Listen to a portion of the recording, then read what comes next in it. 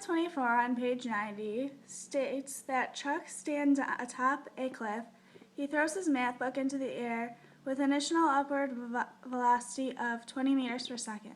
As a result, its height, h of x, in meters above where he threw it after time x in seconds is h of x equals negative 5 squared plus 20x. Problem A says the upward velocity of the book is the derivative of the height with respect to time. Write an equation for the upward velocity. So for the upward velocity, I just found the derivative of the equation. To find the derivative of the equation, I use the power rule. 2 times negative 5 is negative 10, and then you subtract 1 from the exponent, which just gives you x to the first. For this, you just subtract 20 by 1, since the exponent is technically 1, and then you just remove the x.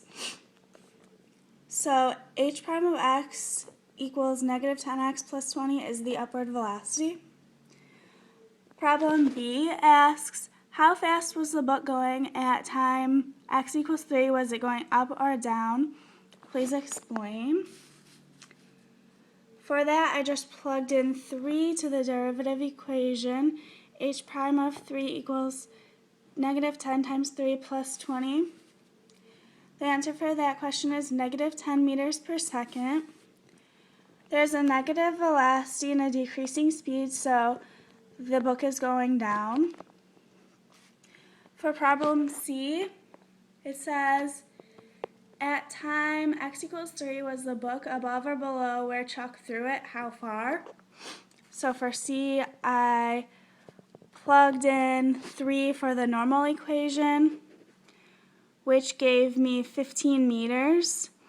So this means that the book was 15 meters above where Chuck threw it. Problem D asks, at what point was the book at its highest point, and how do you know? So for that part, I found the zeros, and the zeros of the equation are 0 and 4. And at the zeros,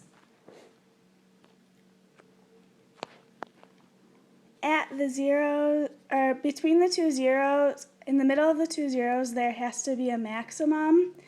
So since in between 0 and 4 is 2, the maximum is at 2.